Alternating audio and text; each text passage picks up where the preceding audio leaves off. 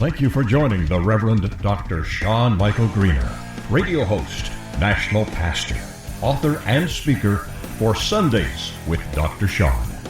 Hold on tight. Here comes the truth.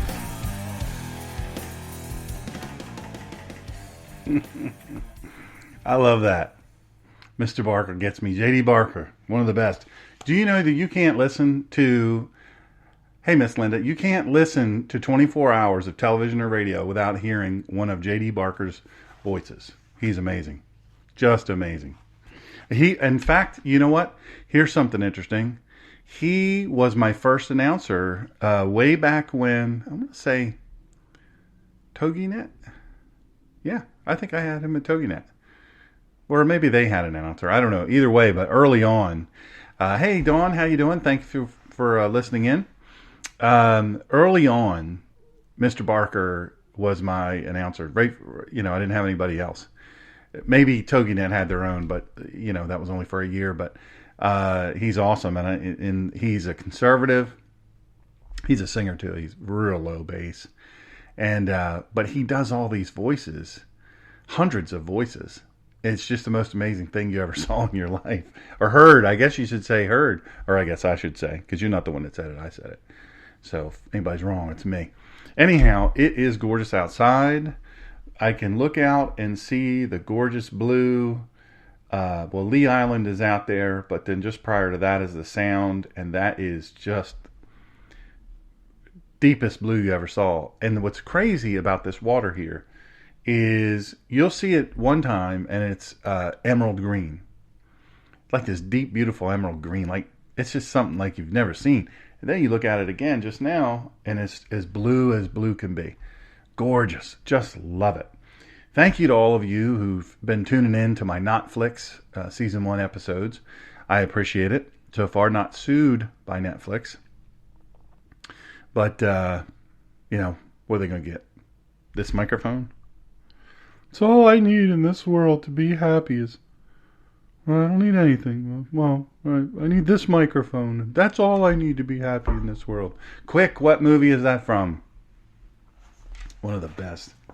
Well, one of the best. Not for nothing, but the lead actor in that, and writer of that, 70-something years old, and one of the best banjo players. He's got a banjo. He's got a band, a folk music and bluegrass band, and it is awesome. He's really, really good. So he's turning a little bit. He used to be pretty liberal, and he's getting more and more conservative.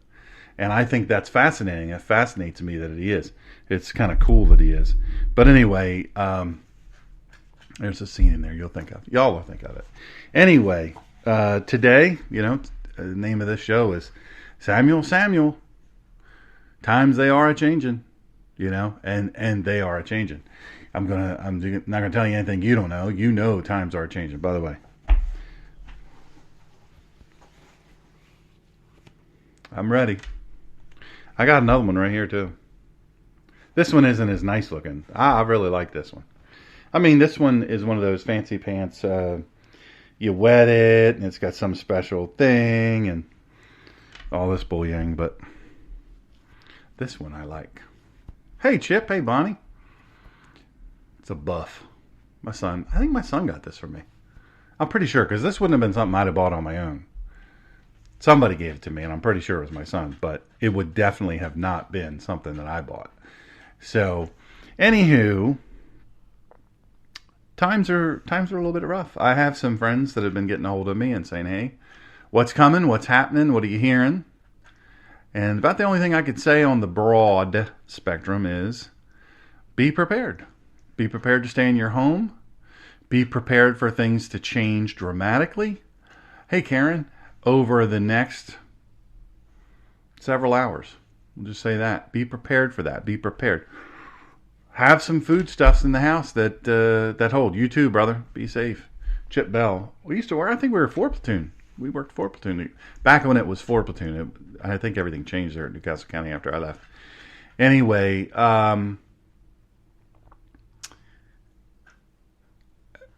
I think that if you are a person who has extra storage, food storage, hey, you go, good to see you again. if you're a person that has that, you should be exploiting that. Think of things at the grocery that most people are not thinking of. As far as stuff that'll last, stuff that goes in your freezer will last.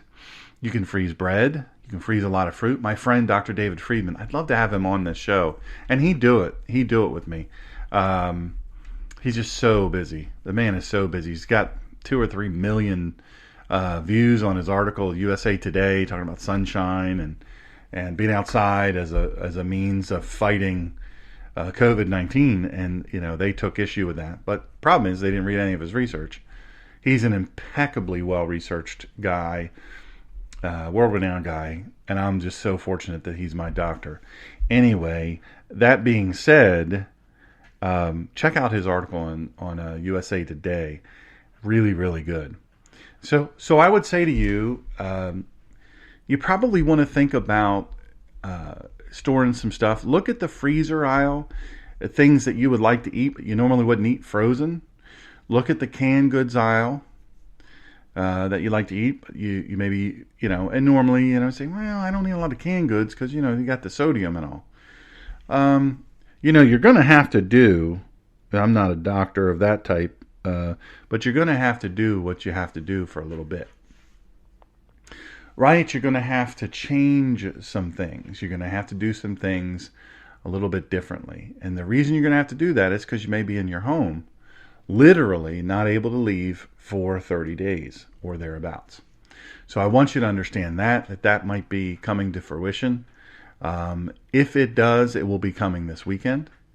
And so maybe if you're like I just made, those of you who saw my post, I made split pea soup. Now I love to cook, but I have to do it now when I have the energy to cook. Standing is really difficult for me. So sometimes standing isn't so bad. Like this morning, I took my dog for a walk. I did pretty well, I feel like. It's difficult. It's a challenge for sure. But anyway, standing and cooking, I love to cook, but sometimes I got to really figure out when to do that. I have to time that smartly. So that being said, once this broadcast is over, by the way, I'm going to OUTSIDE. I'm going to sit in the sun a little bit. Why not? Get some sun on my peaked self. And, but so I made split pea soup, right? And I made it all homemade ingredients. Not only a homemade, all North Carolina ingredients. I made it homemade from North Carolina ingredients. But, you can freeze soup. If you have more, hey, Jess, how you doing? Good to see you. That's a nurse on the front lines right there. Awesome. You're a United States Marine. Love that. Say hey to Hugo for me and all your beautiful cheering. You can freeze a lot of things that you wouldn't think you can freeze. And some people have a lot of room in their freezer. If they have, things are tough. Yeah, I remember, you know what? I remember bumping into you. My buddy Chip, he's a good guy. Bumped into him. Hey, Dr. Fair, how are you? That's one of my professors right there. Bumped into Chip at the hospital. I was doing a pastoral visit. I think I was doing a pastoral visit. Either that or I was going there. I don't know which, but I think it was a pastoral visit. And, I saw him and I thought, man, you haven't even changed. It was good to see him. I ended up seeing a couple guys I worked with. That was really, really cool. Over there at Christiana Hospital. I don't even know if they call it that anymore. Christiana Care. Big, humongous hospital. One of the biggest in the country. Huge campus. One of the largest, if not the largest employer in Delaware now. And I definitely will keep on preaching till the Lord carries me home. That's for sure. So you can make things and you can put them up. You can put them away. Now, if you have a freezer in your garage or wherever, an extra, hey, Tim, how you doing, buddy? You have, some means of freezing extra stuff. Might be the time to buy some frozen goods. Some stuff maybe you wouldn't normally buy frozen. You would cook fresh, but get after it. You can freeze milk. You can freeze bread. You can freeze a whole lot of things. So I'd ask you to search Dr. David Friedman, Fried Man, and you search him. He has a whole big long list. He has a book called Food Sanity. I know my friend Bonnie has that book. I have that book. Got it early on. He's an international bestseller. He won the International Book Award, which is like the Oscars for authors. Really, really good. It's such a fun book to read. All that stuff.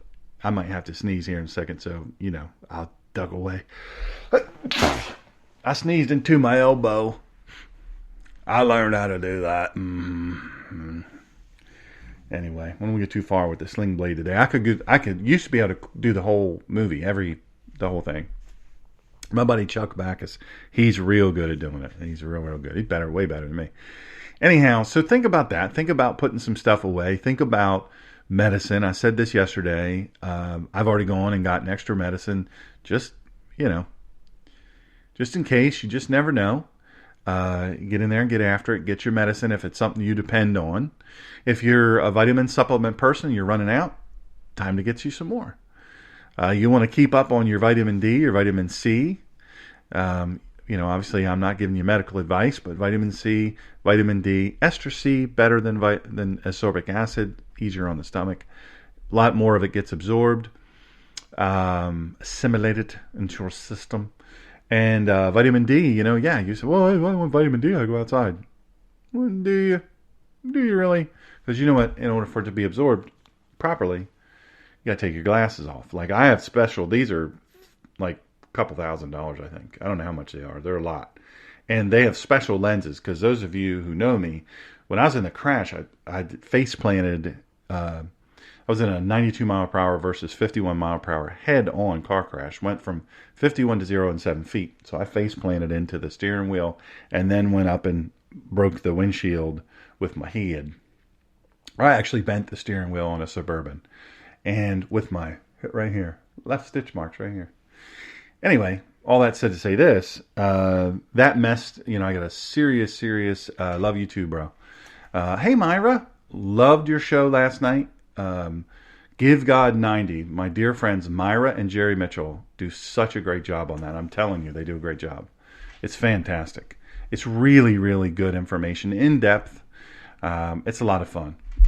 They're just in their living room doing their thing, and they're reaching a whole lot of people. It's a really cool take, and they are dear friends. I've been friends with them forever. So I wanted to say really quickly too. I might get interrupted because of UPS guys here. I'm sorry, UPS lady. UPS guy. Sorry.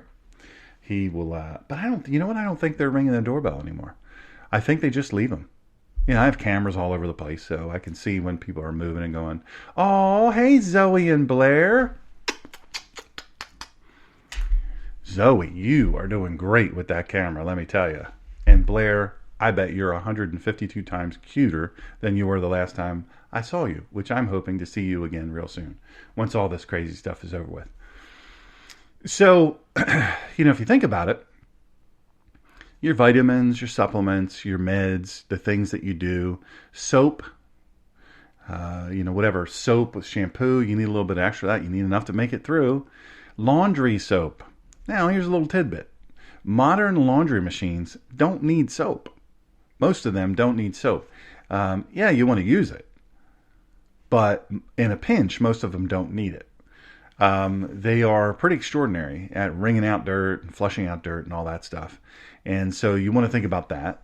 But now's not the time to try that out unless you have to. I'm going to encourage you really quick to think about folks that can't get out right now. You want to think about those people and reach out to them and say, hey, do you have what you need? For 30 days, can you make it 30 days? Some of the older folks, I have what I need. They don't want to ask for help, but specifically put that caveat of 30 days on there. And make sure they know you're talking about 30 days, can you make it 30 days? Because that's a long time. So this UPS guy is going to hate me. We just moved here to this house, and I don't know, do you guys know I don't know if I've mentioned this or not. So there's millions of reviewers literally on Amazon, and I am I think last time I checked was 10,000 out of millions. It's crazy. And my profile is The Good Doctor. And so I review stuff, companies send me stuff, sometimes crazy stuff. And sometimes, it's really neat stuff, but sometimes it's really crazy stuff. And so I'll review it and I write reviews. Oh yeah, poor guy's going to hate me. It's heavy. It's big. Sorry, dude. Hey, take care, buddy. You can always listen on playback. And also, Chip, if you want, download my Spreaker app. Go to Spreaker.com, Spreaker, and download my app. It's free if you have Android or iPhone. And it'll remember where you were listening. Oh, gosh. Sorry, dude. This poor guy, man. I just feel so bad for him. He's schlepping all that stuff. Yesterday, the box was so big, he used a hand truck, and I like to see that, but I always feel bad about that. Anyway, just think about the older folks. Think about the people. Maybe they're not older, but maybe they're infirmed, or maybe they just, they don't drive for whatever reason. Just think about them. Think about them and say, hey, I'd like to pick you up some stuff if you need. How about you let me know what you need? I'll pick it up. I'll drop it off on your doorstep. That way we can keep our social distancing. And we're all good. Do that. But you need to take care of your home. You need to be prepared if you have a bunch of people living with you. It requires a lot of food to feed a bunch of people. You want to be really good about portion measuring. I have to get better about that. I'm going to be extremely honest with you. I put on too much weight, and I need to lose. I'd like to lose, I don't know what I weigh right now, but I'd like to lose probably 20, 30 pounds, believe it or not. And portions, measuring portions. When I cook, I cook a ton of stuff. I don't have recipes. I don't measure anything. And I'm bad about it, I put the food on my plate, and, I'm going to eat this, because I grew up, clean plate club, right? So I've got to get better about that. So you can make your food stretch if you portion it. And then, portion it and put it away. Get it put away. Get it out of your reach. And I'm going to be taking that advice real strongly. So I want to say also that if you don't have a Bible, now I don't know if Amazon will be running, but I know you can order Bibles there.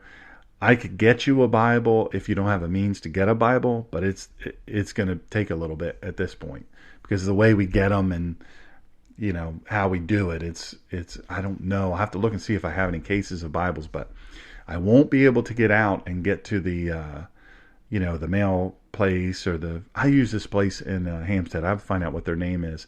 They're in Hampstead off of 17 on the south side of 17, where Matters More Coffee is. Boy, Jerry, you come down here. Lord. I can't remember if Myra likes coffee or not, but I'm going to tell you right now. Good coffee. So when all this mess is over, we'll have to run down there when we take photographs of all the different beautiful things here. We'll get us some Matters More Coffee. Best cafe mocha I've ever had. And they're so nice there. Super nice. Right now they're doing drive up, but I think at some point that's going to shut off. Anyway, all of that. If you drink a certain thing, on a regular basis, have plenty of that. Just get plenty of it. Just have it. Don't feel stupid. Don't feel weird. Don't feel odd. Don't feel, I don't want to be panicky. Better to have it and not have it. And if you have it and it's a thing that lasts a long time, you never know when something might come along. Be prepared. It's a good thing to be prepared. There's nothing wrong with being prepared. All right, let's get started. Book of the Bible, Samuel. If I forgot to finish any statement, maybe you can type it in there. Chat, I do not have open in Spreaker, so you can't tell me there. So if you're listening here and I forgot to finish something, just type it out. I'll do it. Book of the Bible is, The Bible Summary for Real People, Dr. Shawn Michael Greener, that would be me. Hey, Tina, how are you? Love for you to get that. You can order that, by the way. Oh, I was talking about Bibles. You can order a Bible on Amazon today. If you get it today, there's a high likelihood you'll get it by next week. If you don't have one, you've been thinking about getting one, that's the faster way to get them than getting them through me. I don't make any profit off of it. In fact, it costs me money.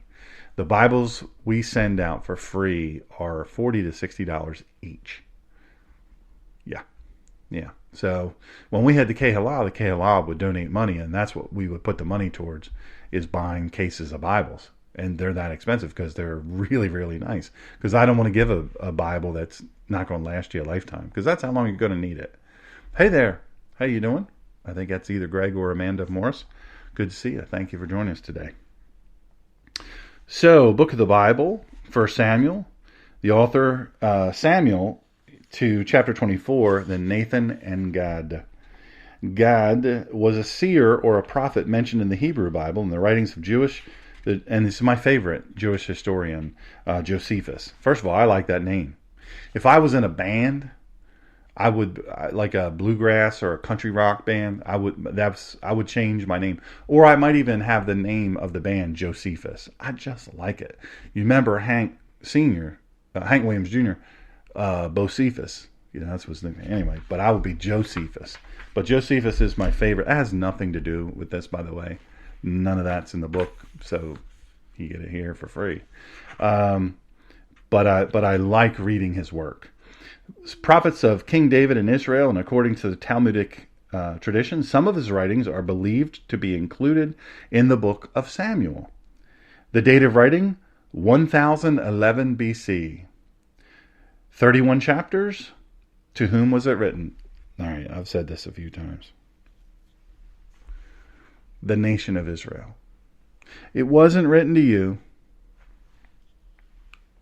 You're going to have to wipe away some tears if you're sad about that, but it wasn't written to you. I could say it was, and I could make up some big story about how, this was written to us, through, and the broader audience, but that wouldn't be true. It was written specifically to these people. Can we learn from it? Say it with me. Yes, we can. We can learn from anything in the Bible. But the fact of the matter of it is, while the truths apply to us, it wasn't written to us. It was written to the nation of Israel. And the purpose of the writing was to record the founding of the Hebrew monarchy. Hebrew monarchy. Didn't know that happened, huh? This is a story of the transfer of land from judgeship to monarchy and kings. Samuel, the last of judges, mentors the first king, Saul, while the destiny of Israel awaits. Hey, Dave Perkins, one of the best radio people, one of the best thinkers, and frankly, one of the best writers ever, and a darn good dude. Thank you for listening. Hannah felt her bitterness was justified.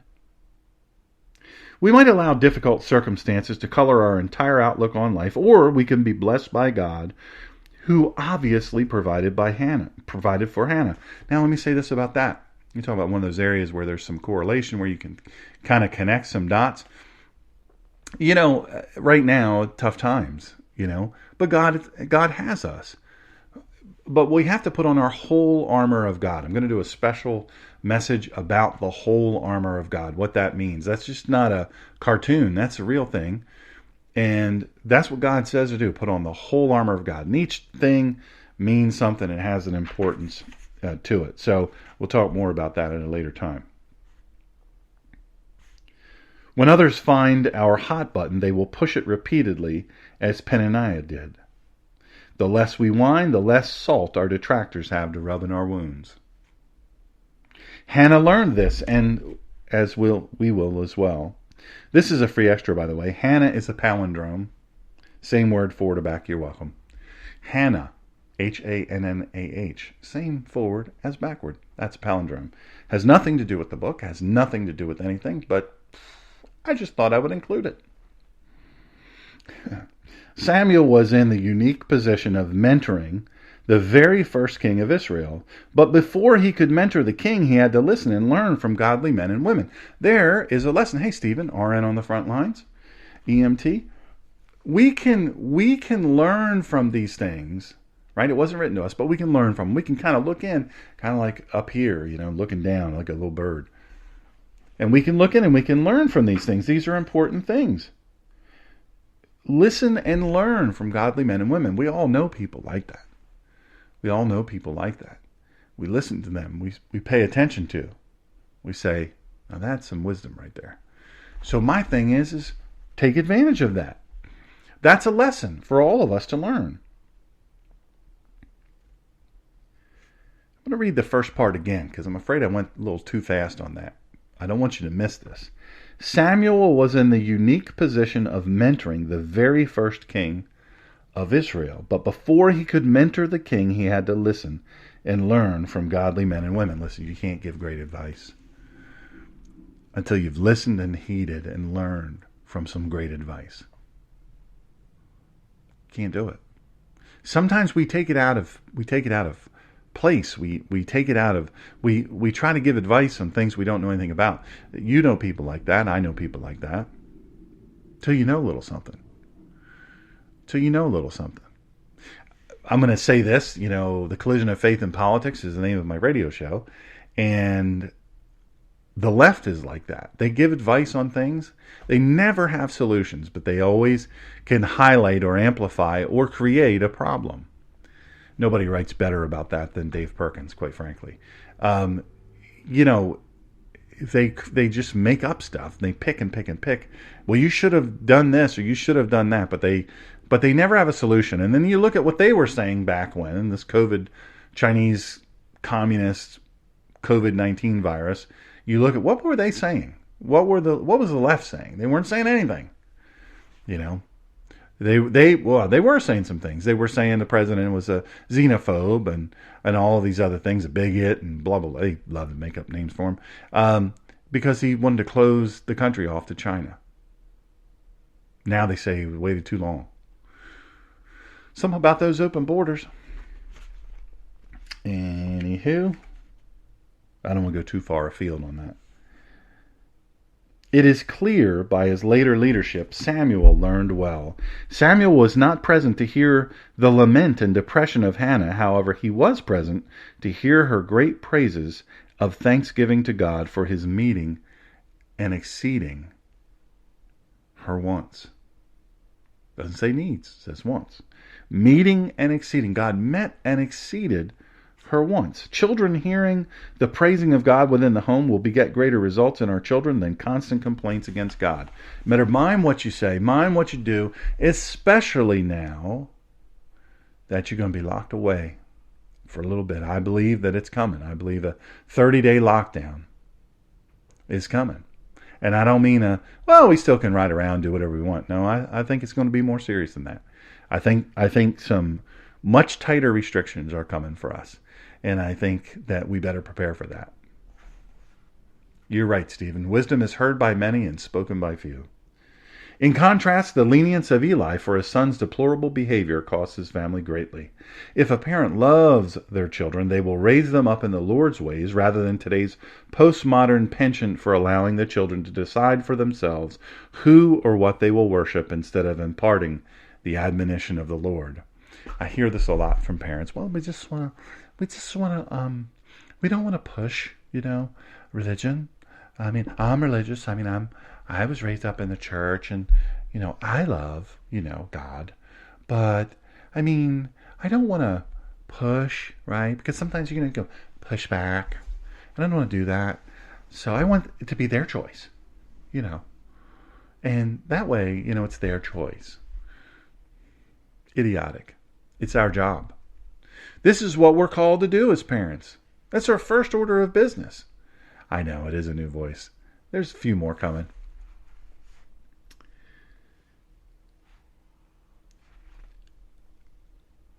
In tough times, it is important, supremely important, divinely important, to have created a foundation. To have created a stronghold down deep, foundationally. That's right, Amanda. If you gave them a choice, they'd take candy all day long. Sometimes we do know better. And we need to do better. I'll give you an example of the foundation. It's so important. Even the little things. Stuff we don't even see. The little building of faith over time. So where I live, there's a lot next door that's being developed. There's they're putting a house in. The concrete is soon to go in for the foundation. They've gotten it all ready for the foundation, all that stuff. They've done all those things. They did it today. I was sitting there watching them. And today and yesterday. But then I saw a guy out there spraying the dirt. Okay. What you doing? You know me. I'm going to ask him because I like to learn stuff. And so I said, sir, I don't mean to interrupt you, but what are What you doing over there? He says, well, I'm doing a termite prevention treatment. Termite? Yeah. We've in North Carolina, we have to treat the ground that the concrete goes on for the foundation, for the slab. People will never see that. They'll never see it, right?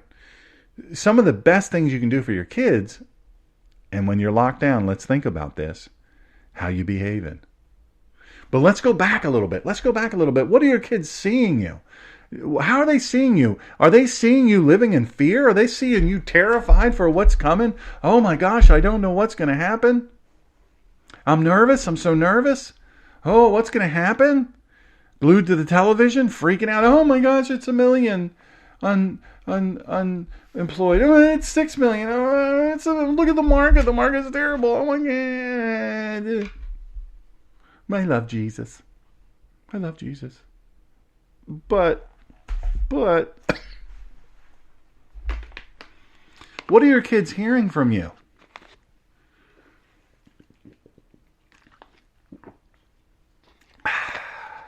Can't beat water. I don't know. Red wine's pretty good. Some of them. Uncaged by Z. Alexander Brown. If you like reds. Just saying. Storms don't build strength. They expose weakness. Strength is built in the calm, in the presence of the Most High. Amen, Stephen. Amen. I want to, I have some trepidation, some reluctance to, obviously I have a counseling practice, but I don't like to tell parents what to do, but the modern parents is, I just want them to come to this themselves. I don't want to push it on them. You teach them not to touch the stove, right? They walk up to the stove. You see them walking near the stove, and I say, hey, you going to tell your kid not to touch the stove? No, they'll learn. Hey, kids getting awful close to that pond there on their little scooter mobile. There's nothing in between there and the water, and there's a gator in the pond. You're going to maybe tell the child not to go any further?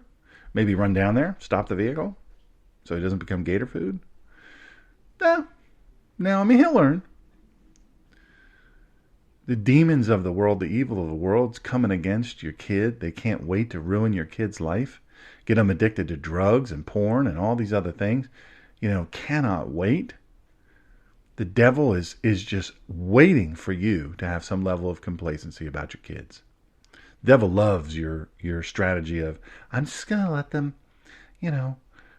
come to their own. And if they like Buddhism, I'll support them in that. I'll support them. I want to support them what they want to do. And they're 4 years old, 3 years old. Okay, smarty pants. So when he wants to take a poop in your bed, good luck with that. That's going to be some stinky sleep you don't have.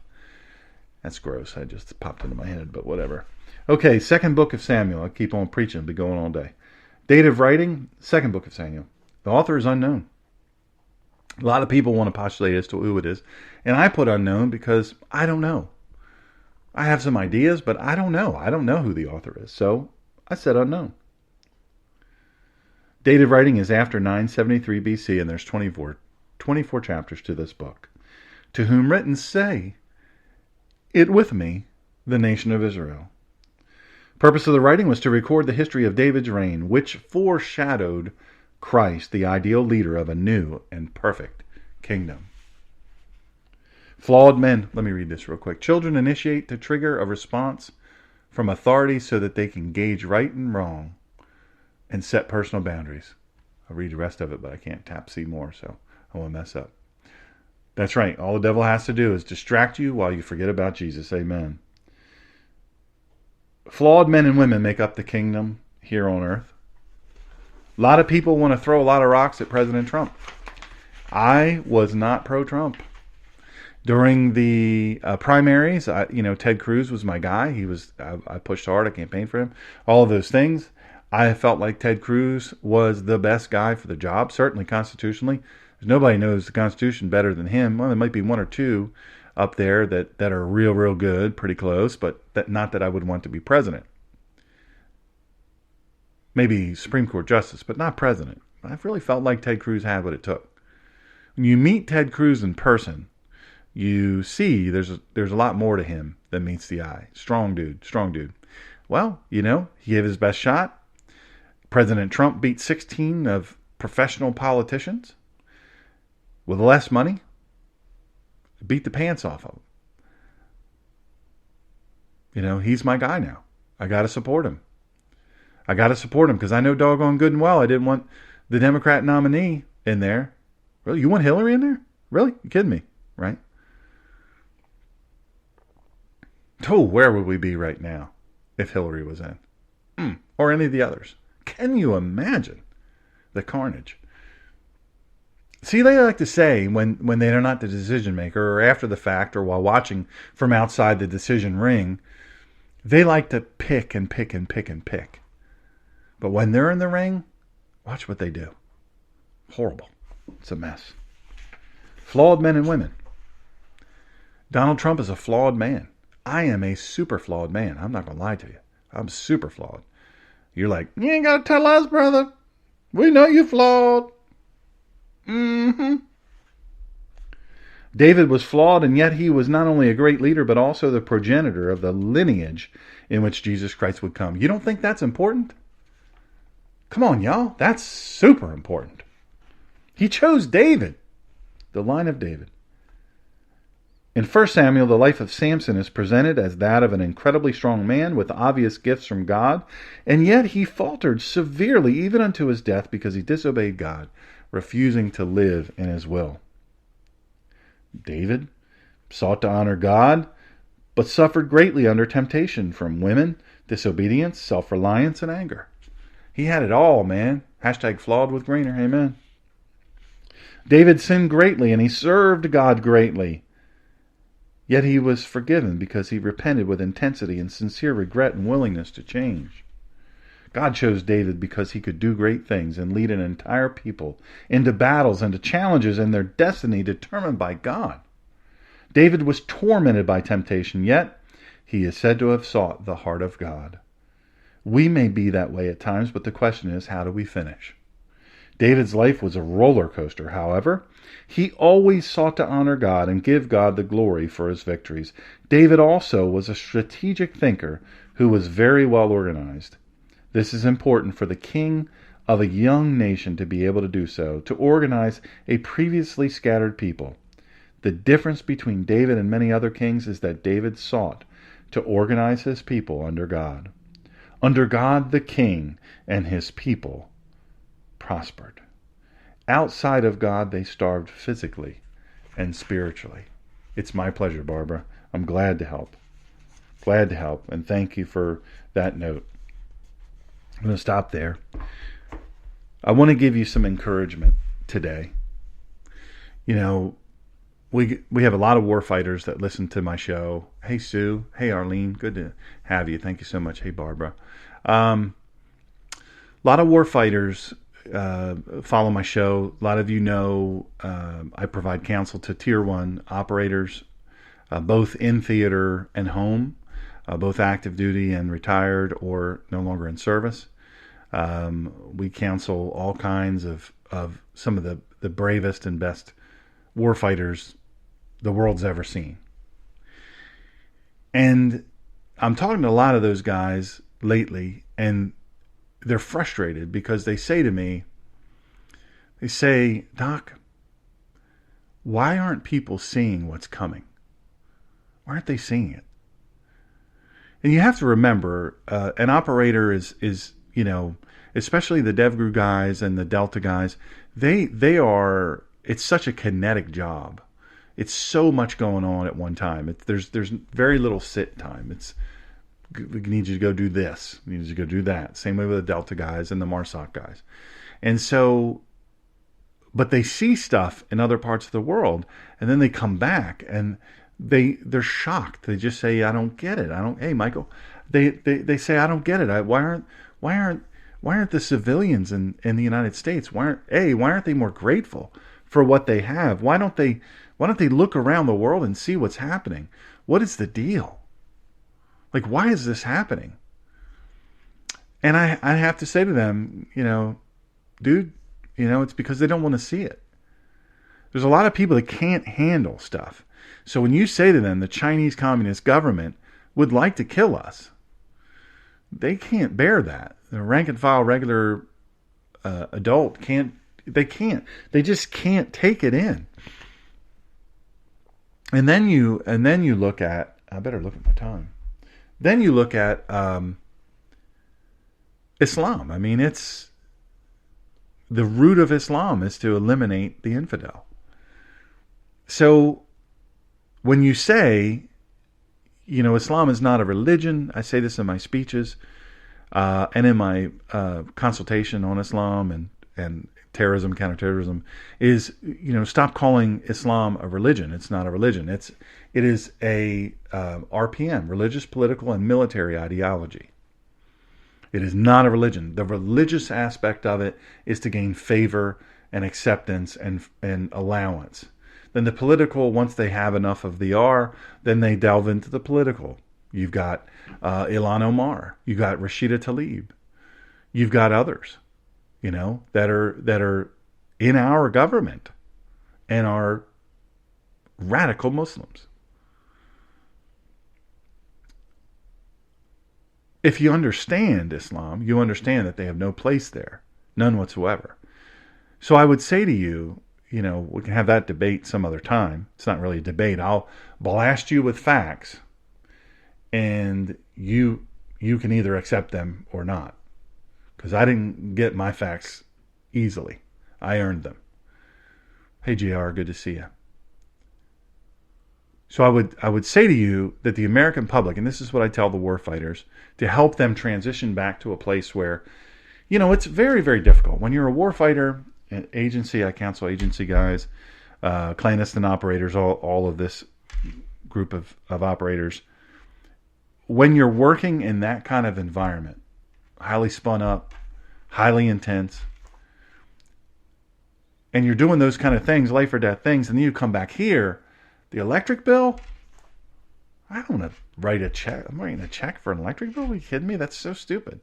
Oh, my neighbor's mad at me because, when I left out of the driveway this morning, I punched the gas a little bit and I have a little bit of horsepower and my tires chirped and he's mad now. Oh, I was lifting weights in my garage and I was pressing, 450 to warm up and I put the bar down a little too hard and it made too loud a sound and it scared my neighbor. The warfighter hears things like that and they just go, what? Are you kidding me? They see this stuff going on in Congress and they think, are you kidding me? While we're over there giving our lives and limbs and our brains through concussion and CTE and all of these different things, you got to be kidding me. It just is beyond comprehension. When they go to Section 60 at Arlington, they're visiting their teammates, their friends, their brothers. They're not visiting some unknown name on a stone. Many of them were with them when they died. Many of them gave limb or eye or major injury when that person that they're standing at the foot of their grave was killed. And then they look at the stupid stuff we get all spun up over and they think, few people only know. It's impossible. I tell the guys, it's impossible to help them. You can help the regular civilian understand there's more going on than you think. You can help the civilian understand that this love affair the left has. Hey, Daniil. I might have a CHAG shirt on. I have another CHAG shirt on. Boy, if it wasn't for CHAG, I wouldn't have clothes. I like this one. This is soft.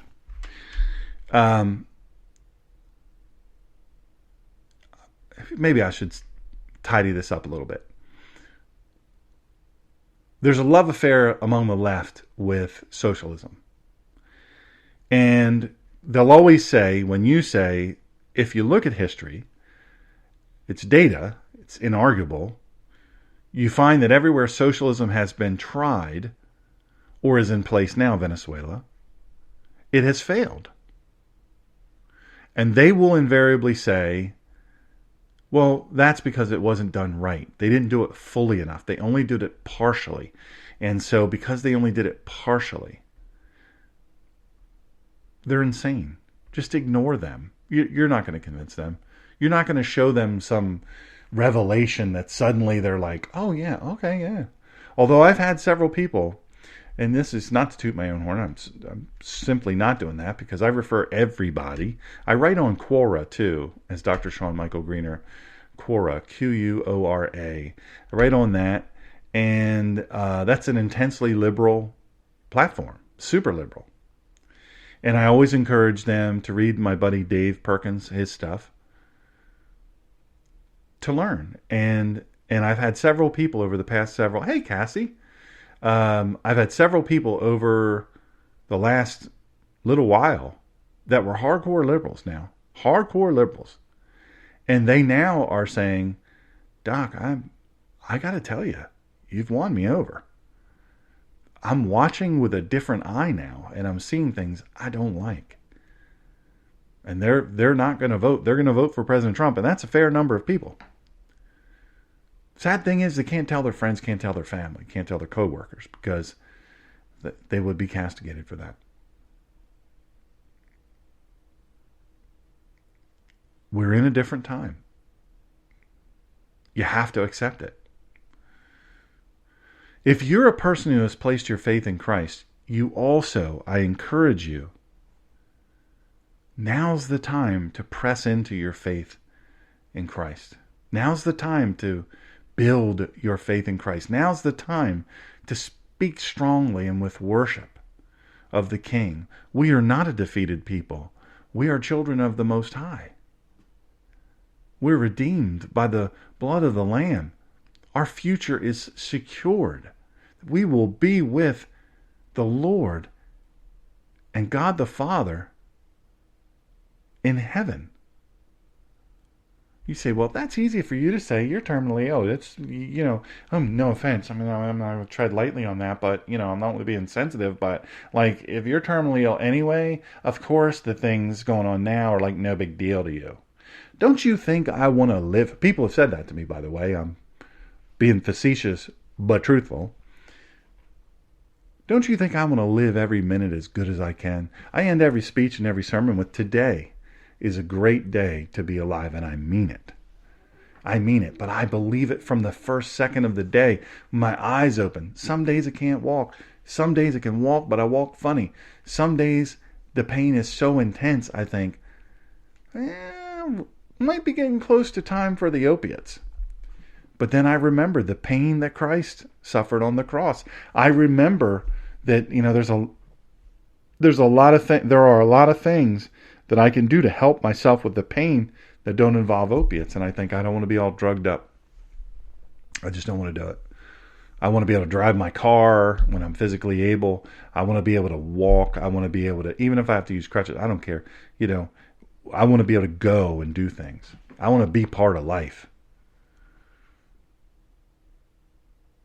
And I don't mean any offense to people who have chosen pharmaceuticals. It's just not time for me yet. I want to live every day. I want to squeeze the juice out of every day. I want to live it and I want to love it each day, no matter how hard the day was. Because the days are numbered, but not just for me. Listen, here's a news flash for you. We're all terminal. As people are super afraid and so tenuous about everything, I get it. This is scary stuff going on. But if you are a child of the King, if you've placed your faith in Christ, he says, I got you. I got you. No one can snatch you from my hand. He's also, we're to focus on him. Like, when did Peter, remember the story about Peter in the boat and it's stormy and Jesus is sleeping. How can you sleep when there's a storm and it's crazy? And then all this stuff happens. Do you remember when Peter looked out, not to do a mashup of stories, when Peter looked out off the boat and he saw this figure in the waves standing there, middle of the night, they're sure they're going to die. And he reaches out. The figure reaches out. He says, come to me. And Peter steps out onto the water. Well, it was a sandbar, probably.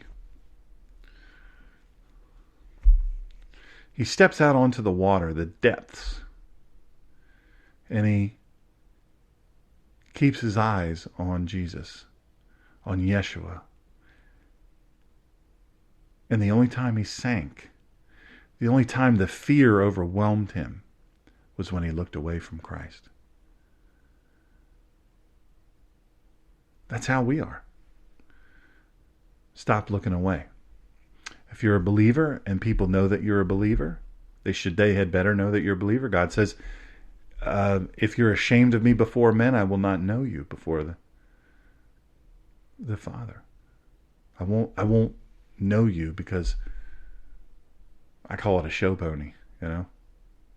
Pretend faith around people you know are of like-minded faith, and then when you're around people who you know, look, when you're in church, it's easy as pie to be a strong Christian, right? Because you know everybody's on the same team.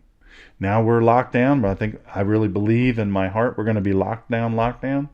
Now that this is going on,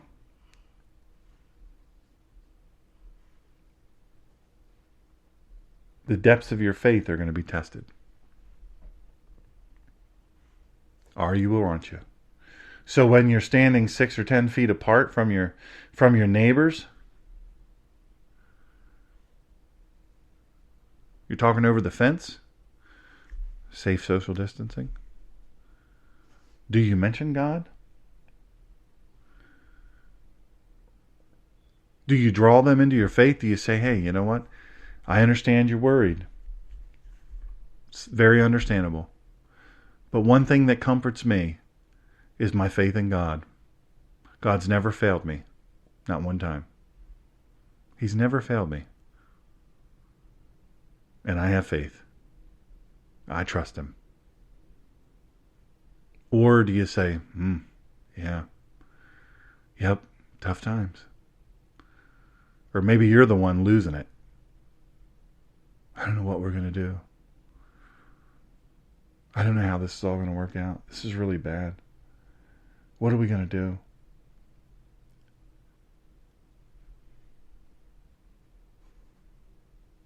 I get it. I do. I get it. I really, really get it. I think about people all the time. And I think about how do we help people strengthen their faith?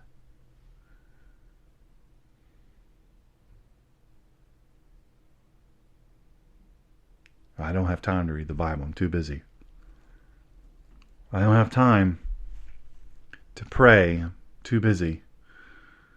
I don't have time to meditate on things of God, to learn of him. Too busy.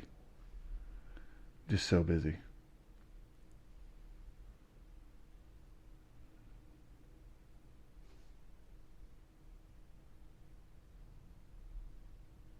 God's giving you time. He's giving you time. What are you going to do with it? I'm here to tell you, today is a great day to be alive. It's your job to live like it.